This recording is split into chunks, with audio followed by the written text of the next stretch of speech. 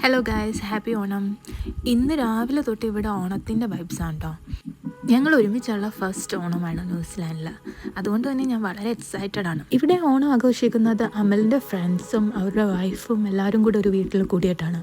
So അവരവർ ഓരോ കറികളായിട്ട് ഉണ്ടാക്കിക്കൊണ്ടുവരും.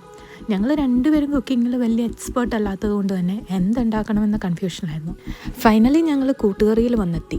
പിന്നെ ഷാൻജിയോൻ്റെ റെസിപ്പി ഉള്ളതുകൊണ്ട് ഉടനെ ഐറ്റംസ് എല്ലാം വാങ്ങിക്കാൻ ലിസ്റ്റ് വിട്ടു യോഗിജി എന്ന് പറയുന്ന ന്യൂസിലാൻഡ് ഷോപ്പിലേക്ക് പോയി. അവിടെ നിന്ന് ഐറ്റംസ് വാങ്ങി വരുന്ന വരവാണ് കേട്ടോ ഇത്.